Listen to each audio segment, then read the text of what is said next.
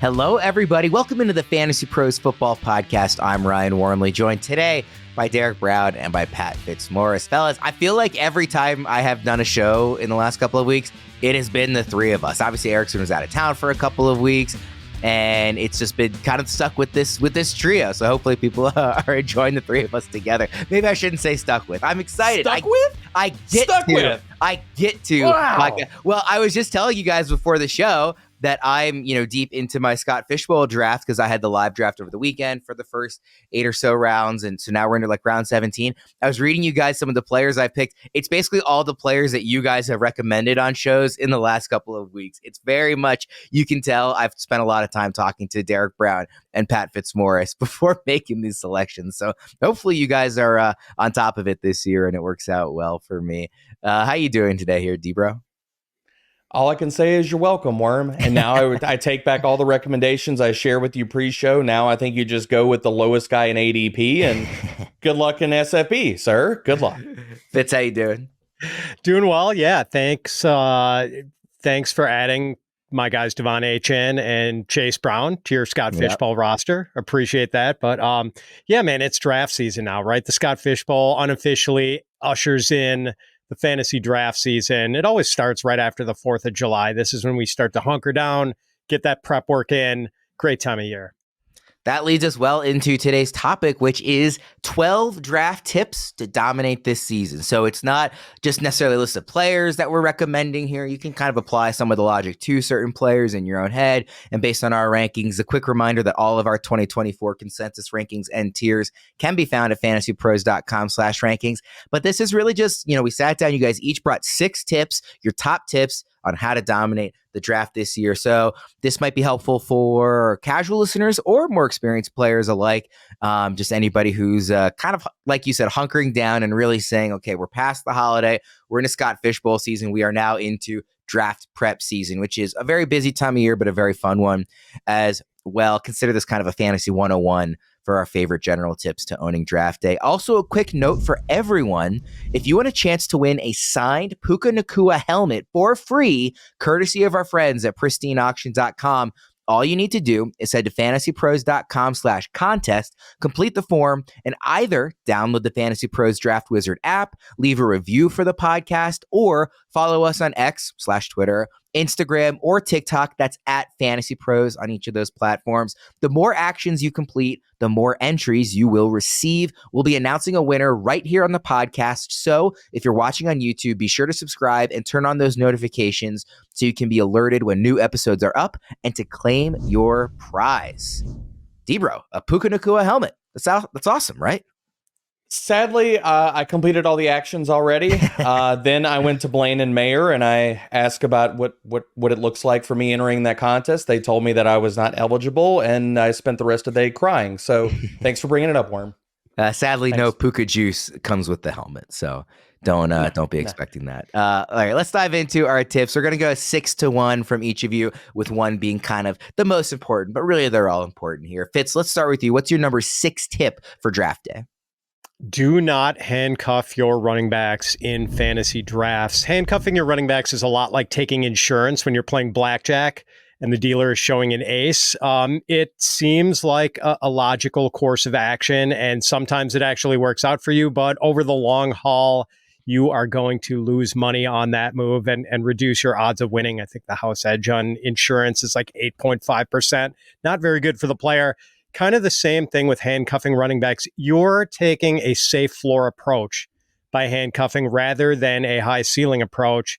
And as it is, I mean, in a 12-team league, your true odds of winning the league are like just over 8%. You want to be doing things that boost that into the double digits. You're dedicating 2 roster spots to a single position on a single team. The best case scenario is that those 2 roster spots combine to give you high-level production at one of your running back spots for the entire season.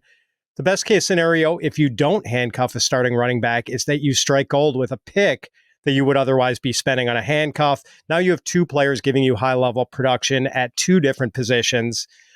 Don't sacrifice that extra pick to solidify your floor outcome. Use that pick on something else and give yourself a chance for a positive outcome at a different position rather than trying to lock it in at one position. And I use the word trying because sometimes handcuffing totally backfires. Like there are not many clear, plain as day handcuffs. Bijan Robinson with Tyler Algier behind him. Like that's one. But like you don't want to try a situation like DeAndre Swift. Who's the handcuff? Is it Khalil Herbert? Is it Roshan Johnson?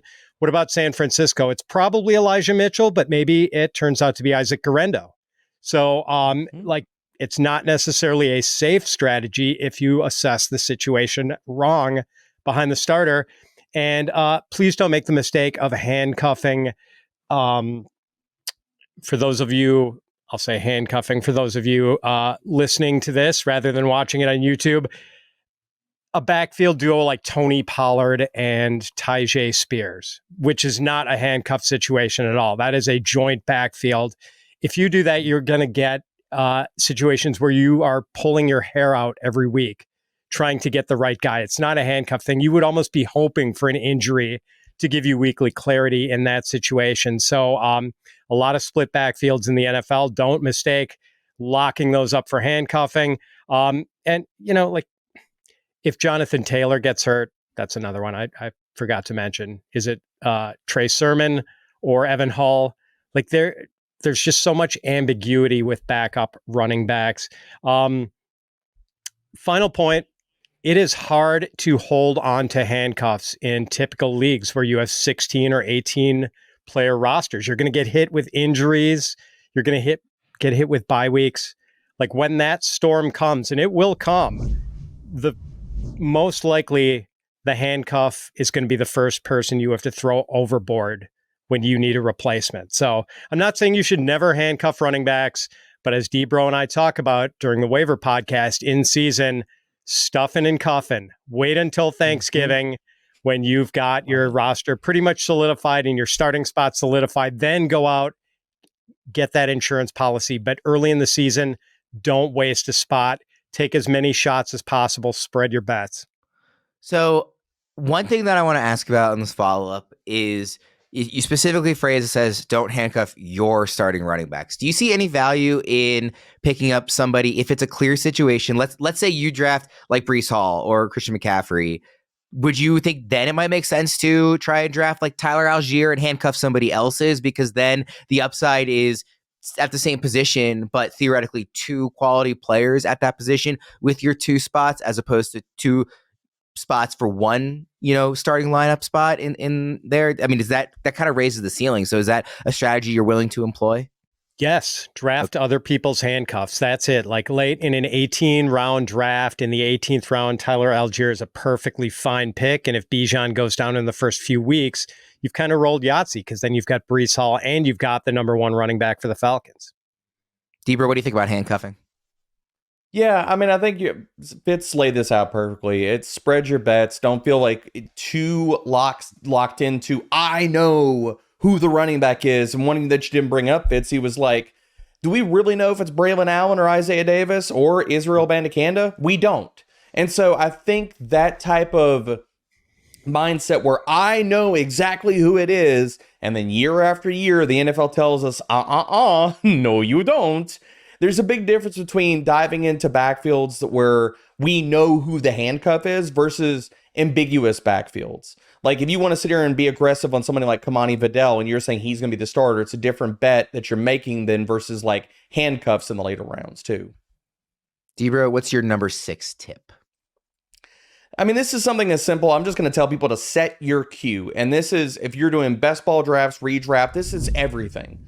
Before I'm even on the clock, I'm already setting a queue of 3 to 4, maybe 4 players of, okay, I've got the 8th slot. I've got the 15th slot. I'm setting my queue on players that I want or that could be available. And really it comes down to the thing that you're trying to really avoid with setting your queue and making it as wide as 3 or 4 players, making that net that wide.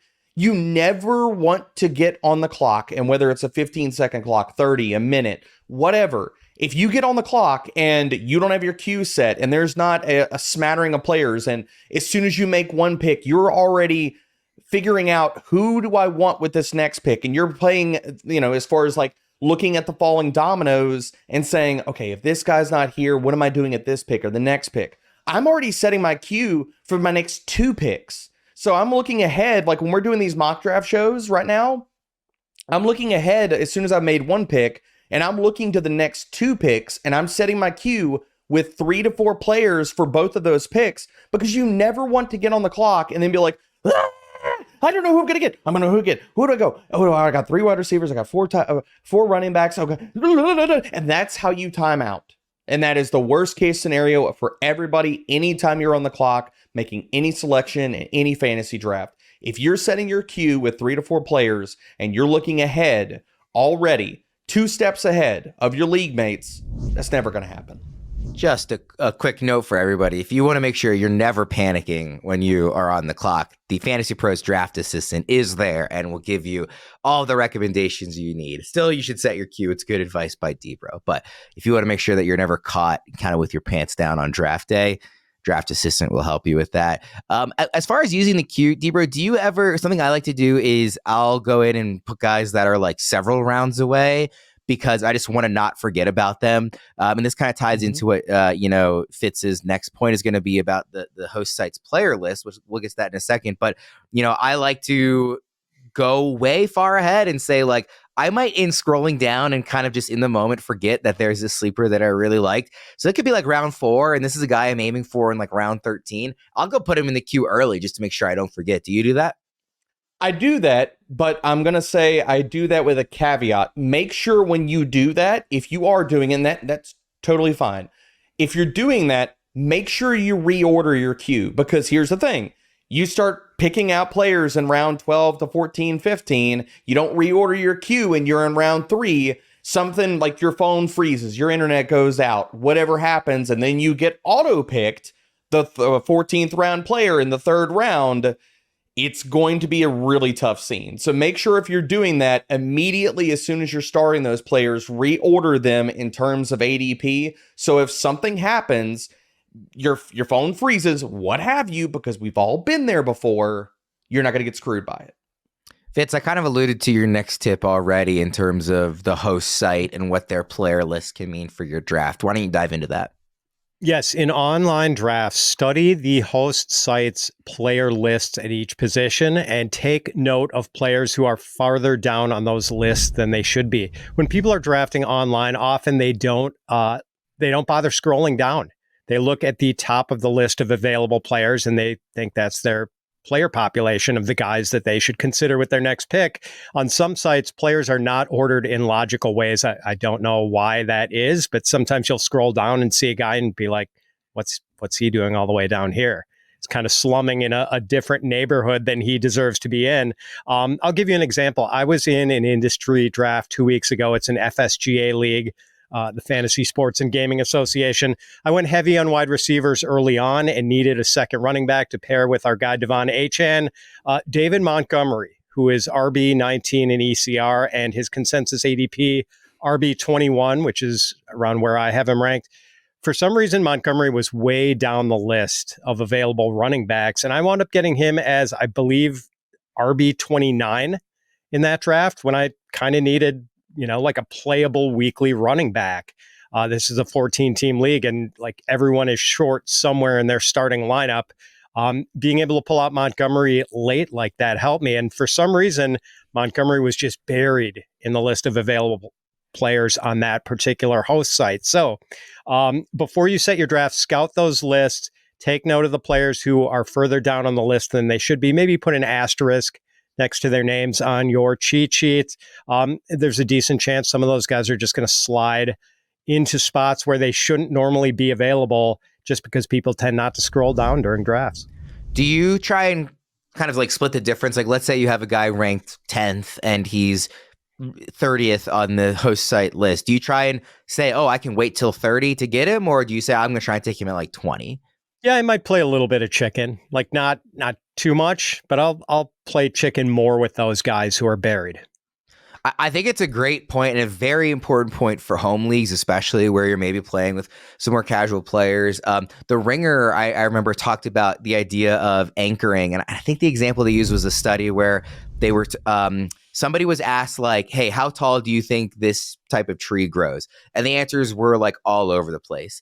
And then a different group of people was asked, do you think the tree is over, under, 500 feet tall? And then the second question, how tall do you think it is? And that second one, once they had been given that piece of information of, do you think it's over or under 500 feet? All the answers were anchored and clustered around like, oh yeah, I'm going to guess it's like 475 or 510. And the idea is that philosophically, when we see a number associated with anything, and in this case, player rankings, when it comes to fantasy, it's like ingrained into the head of most users that, oh, this is where they should go. That's the right number to anchor them around. And it's really hard for, again, more casual players to see a guy who's ranked 40 spots lower than we think they should be and say, oh, I'm going to take them higher. They're going to wait, by and large. You always see that ADP almost always aligns with, on the host site, what their rankings are. So I think this is a great call. Debro, how do you use this to your advantage?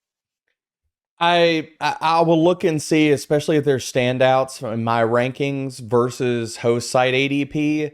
And I have no problem not necessarily drafting them exactly where I have them ranked, but kind of splitting the difference at times. But this all comes down to the other part of that is depending on how sharp the people that you are drafting against. If this is a soft home league, then maybe you can wait. If it's a sharper draft, sometimes you have to be thinking, okay, you're playing the 4D chess. You're saying, okay, I know other people in this draft room are also going to notice some of this, depending on where you live. And some of this is like, okay, well, saying Kamani Vidal, like two players that jump out of this. And sometimes this is just as easily as bucketing this as rookies. A lot of times, and a lot of host sites don't get the puff that they deserve because, again, as we are recording this, training camp hasn't opened, and we're trying to surmise you're doing early drafts, even if the training camp news hasn't come out yet. Who are players that could rise in the process? But if we're in a sharp room, there are other people that are starring certain players, and maybe they notice what you've already noticed. So really, for me, I don't play as many ADP games, and I just try to go get my guys. Debro, let's stick with you. Your next tip is a pretty straightforward one.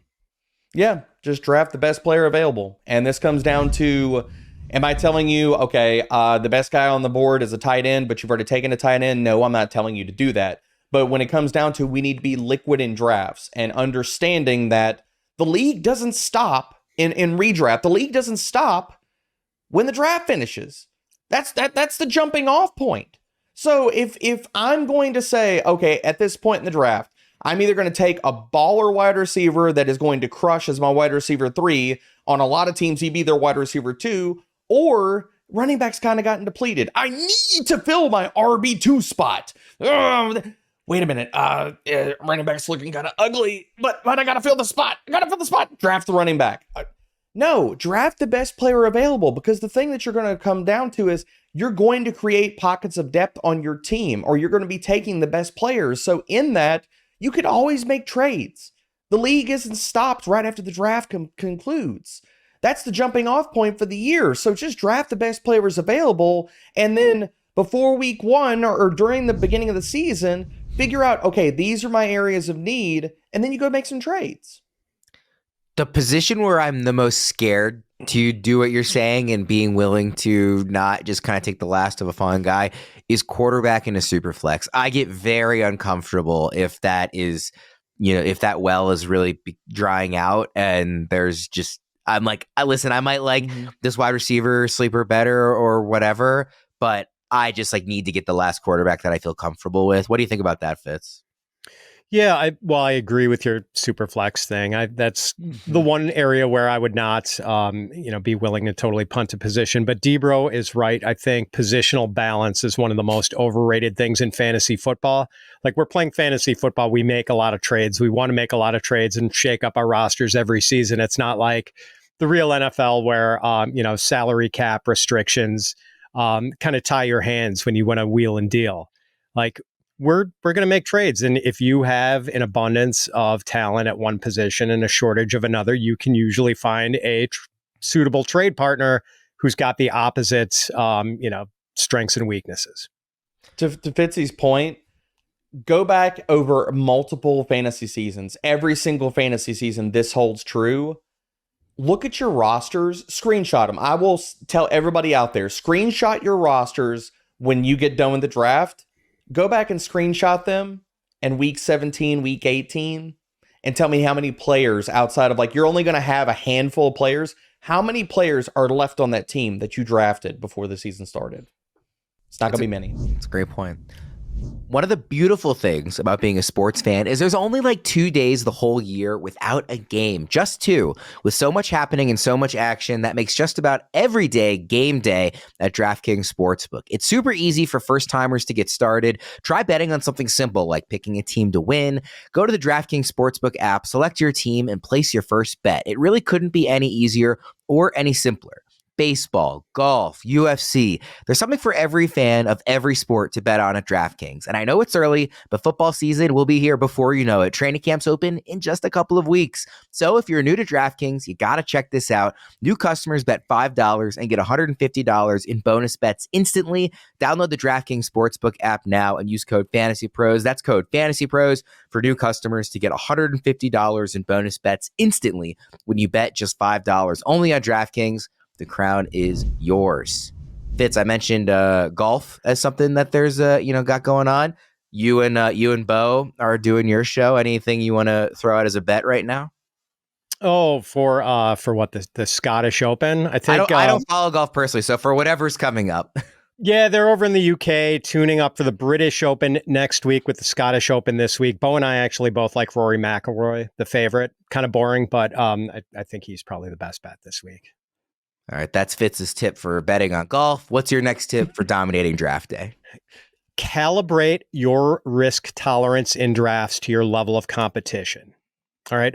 So Worm, you're an avid softball player, right? I'm going to assume that also means that you played Little League at some point. T-shirt right here. Yes, I did. Nice. Oh, of course. Good You Lord. did play Setting him Little up League perfectly for this. All right. So in those early days of Little League, when you transition from coach pitch to kid pitch, remember how there would always be kids who just couldn't throw the ball over the plate. One pitch bounces like 5 feet in front of home plate. The other goes 4 feet over your head. When you were facing such a pitcher and it was your turn to go up to bat, were you going up there thinking, okay, I'm hacking. I'm going to let it rip on this? No. And in fact, I remember the kid's name because he was like twice my size. His name was Bill Boyle. And I was going up there thinking, I hope I don't die. Dude, you're doxing this poor kid. Okay, but yeah, so yeah, I mean, Shout if out you to go Bill. up there and a kid can't throw the pitch over the plate, you're pretty much putting the bat on your shoulder until he throws one over the plate, and then maybe you think about swinging. If you are in a home league that includes some squares, people who don't listen to fantasy podcasts, people who don't read fantasy articles, people who don't study ADP in March, sometimes the best draft strategy is just to keep the bat on your shoulder and take walks. In leagues with multiple squares, you are going to get value falling to you all over the draft. Oh, hey, Jalen Waddle is here in the 6th round. Wow, Jake Ferguson in the 12th round. Just take that value when it falls. And like, I play in a home league. It's kind of like that, to put it diplomatically. Not everyone in the league is totally dialed into fantasy year round. And I have a partner in that league and we talk about it. We'll map out our first 2 picks. And after that, it's like, we're just going to take value wherever we get it. And often it's at the wide receiver position because guys like to hammer running backs in that league. So we'll try to get a running back in the first 2 rounds, scoop up value wide receivers in rounds like 3 through 8. So, I also play in a bunch of industry leagues, drafting against sharp people who study fantasy football for a living. Next month, I'm going to be drafting at the Kings Classic at the Fantasy Football Expo in Canton, Ohio, going against people like JJ Zacharyson, Dwayne McFarland, Chris Allen, just really smart people. In that, I'm going to take on more risk because like you need to take some risk and like hit on some things in order to have a chance to win in that. Like I'm going to maybe take a shot on Brock Bowers, who's this great tight end prospect, but hasn't proven anything yet, didn't maybe land in an optimal spot. High upside, high potential profit, but there's some risk there. Like no one's ever seen him play. He could fall on his face. Rookie tight ends, traditionally not great investments. Nick Chubb. I'm not touching Nick Chubb in most drafts, but in a league like that, maybe I'm taking the chance where I've got to find a little bit of an edge and I take the Nick Chubb discount. Maybe I'm leaning into that Titans backfield one way or the other, staking a claim in either Tony Pollard, hoping for a bounce back season, or I'm totally fading Tony Pollard and gambling on Tyjae Spears being the guy. So I'm going to ratchet up my level of risk when I'm in a tough league with like high levels of competition. Weakness loves risk and strength loves certainty. Like if you're the shark, embrace the certainty. If you're one of the minnows, take some chances. I definitely tend to agree with you. I want to ask though, one thing I find that I sometimes think about when I'm in the league, like maybe it's like kind of a family league where a lot of them don't pay attention and everything, kind of like what you were describing. I almost feel like sometimes that leads me to want to take more of the high ceiling, low floor, like those risky picks, knowing and trusting that in season, I'll be able to make up the difference if I miss on those guys, because I know that I'm the shark, so I'll be the shark when it comes to waivers and when it comes to trades, and kind of shooting for, that high ceiling, knowing that maybe the floor is low on this pick, but the floor isn't low on my season because I have the skills relative to this particular league to make up for it. What do you think about that? Understandable, but in those leagues where you have a big edge over the rest of the field, like that's the kind of league where I just don't want to go like around above ADP to get one of my favorite targets. Like I'll just wait in those. I'll get those favorite targets in other drafts. It just seems like you're passing up an opportunity to use your edge over the field when you reach above ADP in a draft like that, where, you've got some squares. Debra, how would you describe your kind of risk tolerance? I'm always shooting for upside. I'm probably a little more aggressive in drafts than a lot of people, but I think a lot of this also does go back to ADPs and what point of the draft we're discussing this with. So like in home leagues, I fully agree with Fitzy. Like as far as like you're hitting ground rule doubles, you're taking tons of value in those early rounds. Where I'm going to get more aggressive is once we get into the double digit rounds, and then I'm noticing, okay, these are the outliers of my ranks versus the host site ADP. That's the part where I get aggressive, where I'll take a guy maybe instead of the last round, I'll take him in the 14th or the 13th round and stuff like that. So it's tempered aggression in those formats. By the way, to my family members listening, Fitz is the one describing you as squares. That's his word, not mine. I was listening to Fitz like describe that entire part about his home league, and I was like, wait a minute, they haven't kicked you out of this? Like how many years in a row and how much like cash have you stacked from this home league? Like that's what's happened to me in a lot of home leagues. And I'm not just like trying to puff the chest, but like two of them got closed because I took down the league like 3 years in a row. They're like, no. We're not doing this I had anymore. That with old high school friends. I won the league 4 years in a row, and then finally I was like, guys, I got to move on and go on to bigger and better things here. By the way, hopefully nobody from my softball league is listening, but that whole like bat on the shoulder metaphor, I swing at everything now. I mean, it's slow pitch softball, but I'm like, I am out there to hit dingers. Like I want to hit. We play against people who are looking to walk, and it drives me nuts. I'm like, why are you out here? Like, swing away, my guy. Thus, how Worm tore his groin. I'll leave it at that. Yeah. All the worst injuries I've ever suffered in my life have been playing adult slow pitch softball. So that tells you something about what is the takeaway? What does it say? What? It says I'm getting older. I mean, I'm in my early 30s, guys. I'm basically washed. All right, Debra, what's your next draft tip? Well, I've been washed for about 10 years. Yeah. I should just go ahead and give up right now. The next one, again, I know this might be pretty obvious to some people, but we get questions about this in the Discord. I get questions about this all the time. And I just want to frame this with saying, do not worry about bye weeks. Unless it's best ball formats, I do not care about bye weeks. I don't care if I draft the team and a ton of the guys got week 12 buys, week 14, whatever. I do not care, because here's the reality of it.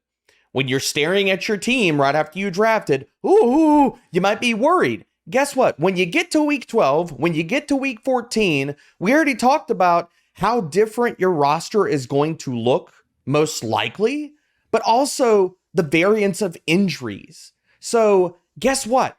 When you get to that part of the schedule, figure it out then. because I promise you, your roster is going to look maybe not grandiosely different, but a small bit different, to where the concerns you had whenever you got out of the draft and, oh, I've got so many guys in week 12. When you get to week 12, we're talking about either you have new starters, you've picked up players with different bye weeks off the waiver wire, you've made trades, and now the complexion of your team is totally different. Do not care about bye weeks outside of best ball formats ever in drafts. Yeah, it definitely ties into your point about, your team is going to look way different later in the season regardless. And even if it didn't, like, I almost prefer to say, like, okay, I'll have one really tough week and then the rest will be fine. Like, yeah, I'm totally unconcerned with bye weeks. Fitz, I don't think we need to go too long on this one, but do you agree? I do. I try, if it's a league where it makes sense to take a backup quarterback, I will pay attention to not, duplicate the bye week of my starter. Quarterbacks tend to get traded, maybe a little less than players at other position in redraft leagues, but that's about it. Yeah. Or to Fitzy's point there, if you're in Superflex, that I understand with quarterback bye weeks, but outside of those particulars, they don't matter. Yeah. All right, Fitz, what's your number 3 draft tip? Take advantage of discounts on high upside rookies. And very often we see fantasy drafts presenting us with these discounts on top rookies simply because no one's ever seen them play before. So there's a little bit of trepidation, understandable. But like, I don't know, if people are reluctant to make significant bets on rookies, take advantage, because often those bets on the top end rookies pay off pretty handsomely. And this year we've got 2 rookie quarterbacks with QB1 upside. Jane Daniels with his big time rushing ability, Lamar Jackson type rushing upside there, and Caleb Williams with rushing upside and one of the best groups of wide receivers in the league. We have 2 rookie receivers who were top 6 picks in the NFL draft and are immediately poised to become the number 1 receivers on their respective teams, Marvin Harrison Jr. and Malik Neighbors. And we have a rookie tight end who's arguably the greatest rookie tight end prospect of all time with Brock Bowers. Of those 5 high-end rookies, really the only one that's kind of expensive is Marvin Harrison. Jaden Daniels, Caleb Williams, Malik Neighbors, Brock Bowers, all pretty affordable, and they're some of my favorite draft targets this year. Rookie receivers especially, the ones drafted in the first round, and especially early in the first round, have been pretty good bets for fantasy. Jamar Chase had a rookie ADP of wide receiver 26. CeeDee Lamb, wide receiver 38. Jalen Waddle, wide receiver 46. Justin Jefferson, wide receiver 49. And we know the Eagles thought so highly of Justin Jefferson, they took Jalen Reagor instead of him. Malik Neighbors is perceived to have landed in kind of a bad spot with the Giants, but Neighbors immediately becomes the top target there. And he's being drafted as like a low-end wide receiver 2 or high-end wide receiver 3.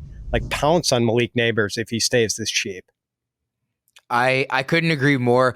I always hesitate. Like, I don't want to, as I get more and more into Dynasty, both in terms of like on the Dynasty podcast and just joining more leagues. I really enjoy the format. I worry that sometimes I spend so much of the offseason thinking about rookies and projecting rookies and ranking rookies that I'm like inherently biased and kind of bumping them up my redraft ranks.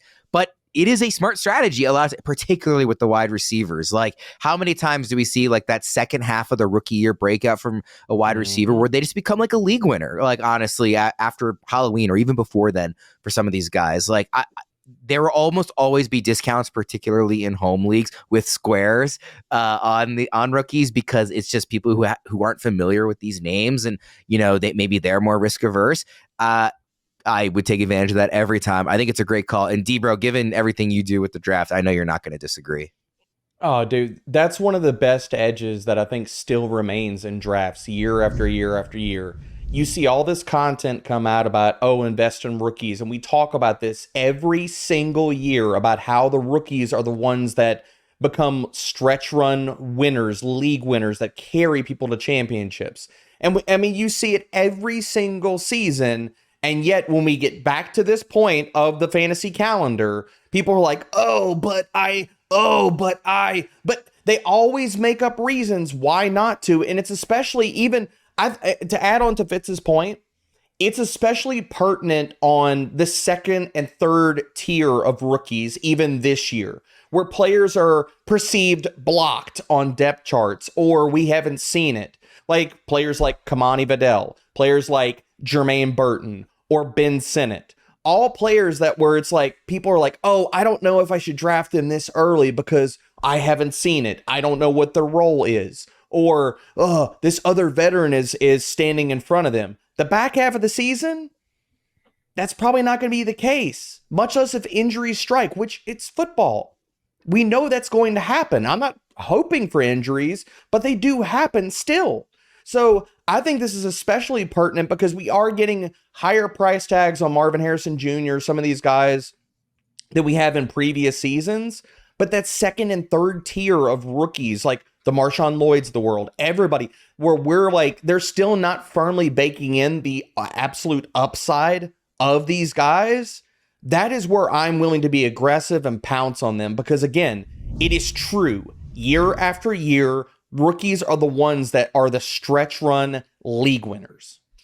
Even somebody who is a very highly rated prospect, but who falls under that bill of being kind of quote unquote blocked in the depth chart, like Rome Odunze. Like Keenan Allen's 32 years old. Thank you. Like, thank you. If the opportunity presents itself, which it like very theoretically could, all of a sudden Odunze is what, like in every week top 24 receiver. I mean, he's so talented. He's paired with a good quarterback, we assume. Like, they're going to be connected because they came into the league together. Like, Caleb Williams will look to throw to Rome Odunze. Like, I think he falls under that category. And he's wide receiver 47 in ECR right now. Like, that is such a discount for a guy of that talent in what is a quality offense with maybe not like an obvious path to starting with high volume, but a clear path for how it could play out over the course of the season that he becomes a high volume guy. But then even the guys where we know that they're good prospects and in good situations, like Marvin Harrison Jr., like, I don't care that you're taking a rookie in the top half of the second round or wherever it is that you're getting him. Mm-hmm. Like, there is nothing about his profile that suggests he won't translate to the NFL right away. So again, if you're getting discounts on guys like, you know, and that's not maybe a discount on him, but just in general, like, I'm so unafraid of taking these rookies. Like, they're just... Your example of Rome was perfect, Worm. Yeah. It was absolutely perfect. He's probably going to be my highest drafted player this year because we are so certain about how Chicago is going to work out in that passing attack, and that Rome, it could not just be the guy. Like, he's an alpha level prospect. He could step in there and be competing for that number one spot immediately, and that's not being priced in. But even guys that are one injury away, like Jalen Wright, should be at the top of everybody's draft board when you get into the later rounds. One injury away from being maybe the 1B in that backfield weekly. Debro, give me your next tip, and this is one that I just think, like, hope it's not obvious to people, so I'm glad you included it, but it feels obvious to me. Yeah, it feels obvious to a lot of us that have been doing these drafts, been in fantasy, but I want to bring this up because if it's your first year playing fantasy football, or say your league settings have changed, do not draft a defense or a kicker. Do not draft either one of them unless your league settings force you to. I'm not doing it. I do not care that I'll walk out of the draft. It doesn't matter. You're streaming both these positions on a weekly basis. Maybe with defense, it's for multiple weeks. Maybe the same thing for kicker. But this is all comes back to, it doesn't matter. Like, we're not going to, like, you're not drafting one kicker and one defense and you're riding them for the entirety of the fantasy season. So do not draft either one of these positions unless your league settings force you to, because what you want to do is take two flyers on late round guys that, look, if that one injury away, and we've mentioned a ton of them already in this episode, if that injury happens in camp, and then everybody is immediately reading the news and they go to the app and they say, okay, all right, got to pick up this guy immediately. Oh, crap. Worm already drafted him 2 weeks ago. You're set, baby. And then look, you're either looking at making a trade or you're holding that player and just laughing to the bank. Yeah, I couldn't agree more. Fitz, do you kind of have a similar stance here? Totally agree.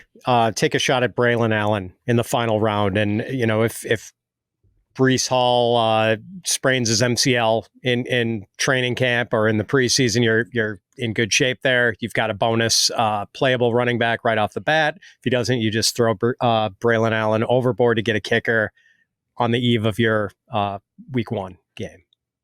Yep, could not agree more. Quick note on everybody, for everybody, you can unlock your winning season with the Fantasy Pros Draft Kit. Get expert rankings, in-depth analysis, and customizable cheat sheets. Just visit fantasypros.com/kit now to dominate your draft. Again, that's fantasypros.com/kit. kit. All right, we've got 2 tips from each of you remaining. Fitz, what's your number 2? If your league requires you to start 3 wide receivers, you need to hammer the wide receiver position early in the draft. And really in 1 QB leagues, that is the most important league setting in your league, the number of receivers, whether it's 2 or 3.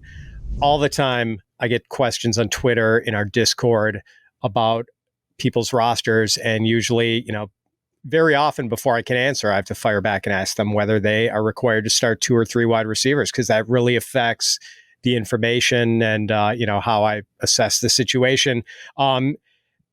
If your league requires you to start 3 wide receivers every week, you can, well, let's say the configuration is pretty standard: 1 QB, 2 running backs, 3 receivers, a tight end, 1 flex. 37.5% of your non-defense, non-kicker starters are wide receivers. And that jumps to 50% if you are flexing a wide receiver. So basically half of your non-kickers, non-defenses are wide receivers. Don't fall for the trap of thinking that wide receiver is deep. That is a myth that is commonly perpetrated this time of year. Just because, all right, DeAndre Hopkins is getting drafted as a low-end wide receiver 3. There's a reason for that. DeAndre Hopkins, yes, he is a trusted brand name, but he's 32. He's no longer the undisputed number 1 receiver in Tennessee now that Calvin Ridley's around. And he's playing with the quarterback, Will Levis, who had a completion percentage under 60% last year. So there are some reasons why Hopkins is going that far. And if you have to play a lot of wideouts every week, ideally your number 3 wide receiver is better than your opponent's number 2.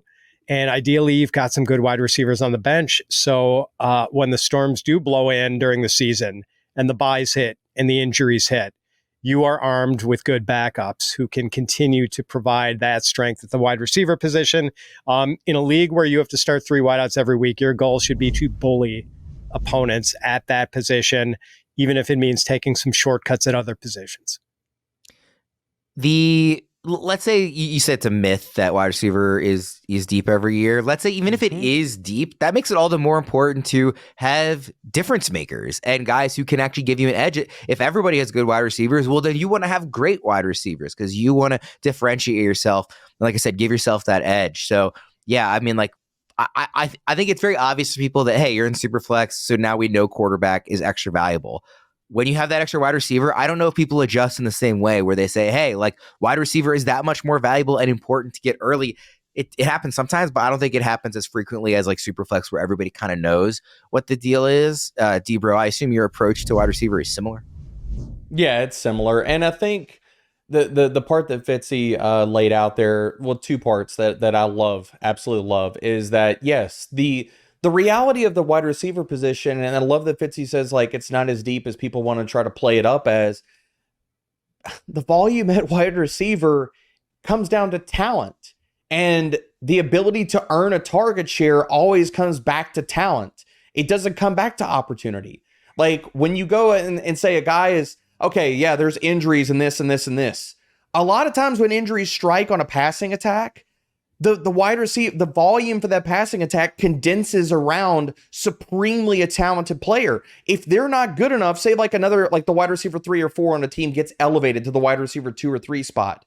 If they're not really good, that doesn't mean they're going to automatically draw a 15 to 20% target share. If they're not good, the volume is going to go to the guys that are getting open on the field. So it really condenses around the guys that have talent. So 25, 26, 23% target shares are not easy to find out there. So people might tell you, oh, wide receivers so deep. The ability of the wide receivers that draw 23% or higher target shares is not deep because that talent pool is not as deep as people think it is. So I love that point by Fitzy. And the other part of, yes, if you are starting 3 wide receivers, even if you want to go, say, a little bit more of a balanced approach, in those formats, I'm still saying I want 2 really strong wide receivers to anchor that room. And I'm okay with playing matchups at the wide receiver 3 position if I have to, and that's how the draft fell out. A running back or an elite tight end or elite quarterback, 2 of those 3, drop to me in the draft. Am I okay pivoting to those other positions? That's fine. But in a 3 wide receiver format, I want 2 stud wide receivers to where I know they are anchored into my lineup on a weekly basis. And then, okay, at worst, I'll play wide receiver 3 roulette and I'll go with, who's got the matchup this week and I'll chase upside. Yep, I'm totally in lockstep with you guys on this. I'm the type of I'm a big fan of hero RB. Like, I don't like going true zero RB and just only wide receivers or anything like that. And I might sometimes be interested in a luxury pick on like a QB in a 1 QB league or a tight end, like if they actually do fall. But by and large, I'm getting out of those first like 7-ish rounds with like 4 receivers at least, and often more. So I'm totally with you there. Debro, what is your number 2 tip? So again, diving into different league sizes and formats, and this is something I think is just a supreme cheat code for people that are playing in smaller leagues. Like, so if you're playing in a 10-team league or an 8-team league, look, as well as I do, everybody is going to be fielding all-star lineups on a weekly basis. So in season, you're making a lot of 2-for-1 trades. You're trying to stack that offense or stack that starting lineup. For me, in the draft, in those smaller leagues, I want elite onesie position players because I want my lineup to have a better collection and a higher collection of all-stars, better studs than your starting lineup. And those elite quarterbacks and tight ends can make the difference in those smaller leagues because, look, we all know you're all going to have like just flush with awesome players, and there's going to be more players out there on the waiver wire. So what you want to do is you want to consolidate assets, you want to build up that starting lineup, and this all goes back to elite quarterback and elite tight end being difference makers in those smaller leagues for you. So draft them. It's similar to what I was just saying with wide receiver. Like, even if we assume that it's deep, you still want to find those differentiators. It's the same thing with tight end and quarterback in the shallower leagues. I totally agree. Fitz, I want to loop in your number 1 tip here because it's actually to be patient at quarterback and tight end. Now, you're not necessarily saying in 8 and 10 team leagues, you're saying that in general, but how would you kind of adjust that tip in a shallower format? Yeah, correct. This is mostly about leagues of 12 or more players. My strategy being patient at quarterback and tight end. Generally, I agree with Debro. I think maybe this year I agree with that strategy a little less than I normally would, just because I think the elites at the onesie positions are a little less, what's the word? Maybe a little less stable than they used to be. Like Josh Allen has lost a lot of pass catching firepower. Jalen Hurts, kind of a drop off in his passing efficiency without Shane Steichen at the controls of that offense last year. And is he going to continue to provide double-digit rushing touchdowns every year? At tight end, I mean, we know Travis Kelce, he fell off a little last year, and that's not a total coincidence. Like, they're cutting his snap count. His snap share last year was like the lowest since 2015 or something like that. So I just don't think the elite quarterbacks are quite as elite at the top as they are in most years. And maybe that's true of the tight end class too. Like, there's really no tight end I'd want to draft before the 3rd round this year. And I'm not sure I'd want any quarterback before like the 4th round. And Fitzy, to your point about that patience, and this is a good caveat for what I just kind of laid out here. There are caveats to that approach. Like, if you can get like Jaden Daniels is players that you think can step into that elite spot and be a top 2, top 3 player at the positions, like the last of those tiers, or rushing guys late. Like, Kyler Murray doesn't go that elite quarterback tier, but he has that type of upside. Jaden Daniels has the same thing. The last bit of the elite tight end guys like George Kittle and Kyle Pitts. Like, to me, even if you are being patient, I still think it's also imperative to pounce on the guys. If you're going to be patient at those positions, still garner the players that at those onesie positions can offer you elite upside while you are waiting on value. Yeah, I mean, it's a great point about the format. And by the way, like, I'll give you an example. In a 12-team league, I'm content with maybe David Njoku as my tight end. In an 8-team league or a 10-team league, I'm not content with David Njoku as my starting tight end. Like, you've fallen behind at the position. I was going to say, Fitz, because you were talking about how like quarterback and tight end, like maybe that elite tier isn't quite as extra elite, extra obvious this year. I feel that way about quarterback just because, like, and we've talked about it on shows all offseason. Like, I do like, Lamar Jackson a lot this year. I like Patrick Mahomes a lot this year, but I love the guys, even not just tier 2, but like down in tier 3. Like, I'm really excited about a lot of the options at quarterback and guys that I think could be elite out of that tier, multiple tiers below tier 1. Tight end, I feel different. Tight end, like, I really like the top 5 or 6, like, a lot. I probably not Kelsey. I'm not going to be taking a lot of, but like, I am all over Laporta, Andrews, McBride, Pitts, Dalton Kincaid. Like, at cost, I'm really excited to get one of those guys, and I view that as those elite options or can be elite options this year. So at tight end, I'm probably, even in shallower leagues certainly, but even in regular leagues, I'm really trying to get one of those guys. I'm much more willing to be patient at quarterback this year because there's so many guys that I think you can make really compelling cases for jumping into that elite tier. I feel less strongly about that at tight end, where I really want to get a guy I already feel kind of confident about in that top half dozen or so. Let's wrap up, since we kind of hit on Fitz's number 1 already with that. Let's wrap up with D-Bro's number 1 tip. If you are watching this show and you have been watching our shows throughout the entire offseason, you've been diving into rookies, you've been here with us the entire offseason, and you're just now getting back into draft season, you already know this. Get your guys. You've been doing the homework. Get your guys. Why not? You've done all the homework. You've listened to all the shows. You know who you think is going to break out. You've heard the analysis all offseason. If you've done the homework, then don't be scared. And I know we've talked about ADB a whole lot. The other thing I want to throw out there is, like, if you are bullish on certain players, there is nothing worse than sitting in a draft and watching somebody select the wide receiver, tight end, quarterback, running back, whoever it is that you are just over the freaking moon on for this year. You've done the homework. Go get your guys. And this is saying, like, look, be aggressive in ADP and within reason. Within reason. I'm not telling you to draft guys like 3 rounds ahead of ADP and stuff like that.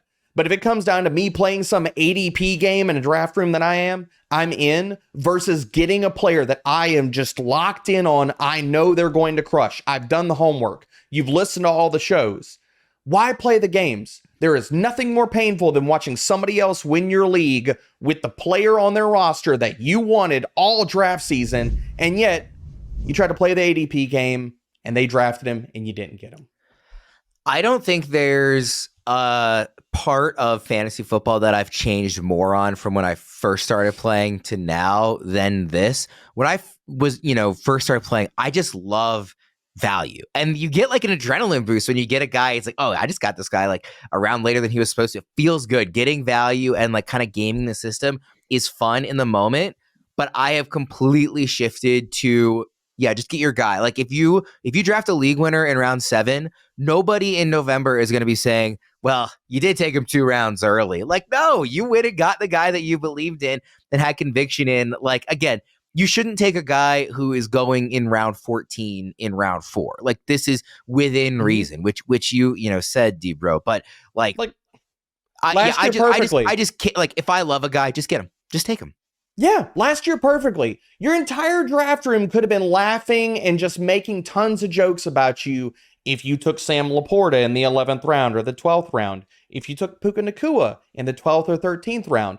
What is this? Come on. Were they laughing at the end of the year when you were dominating everybody? Nope. Yeah, and also to your point, like even aside from the fact that, like, hey, you should have conviction in you've put in the effort and this guy could be a league winner.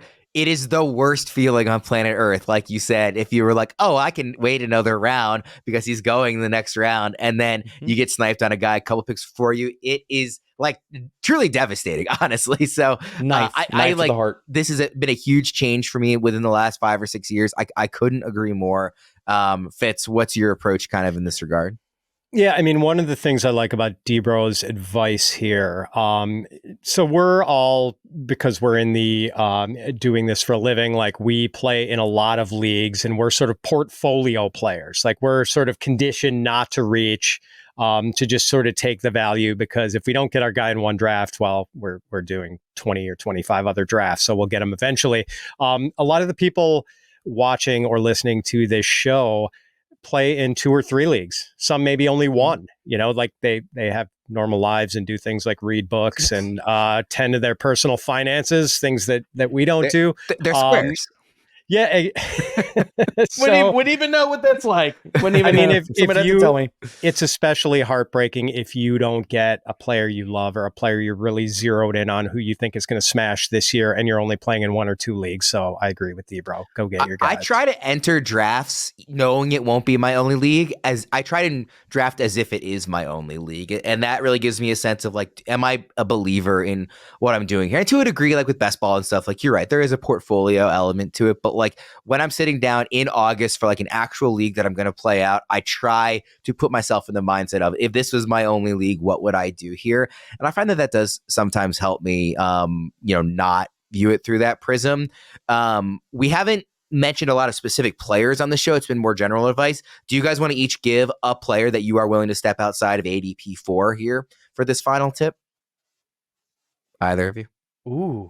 Ooh. Yeah. I'm putting you on the spot here. We didn't really prep that question. No, that's perfect. Fitzy, do you got I'm kind of pandering here as I look up a name here. You got a guy? Yeah, while you run the clock, I'll say Brock Bowers, and this ties in with my advice to be patient at tight end. I mean, we have thought that we've had depth at tight end in recent years, right? And it never materialized. It was always Travis Kelce and then like 1 or 2 other usable guys like the Mark Andrews types.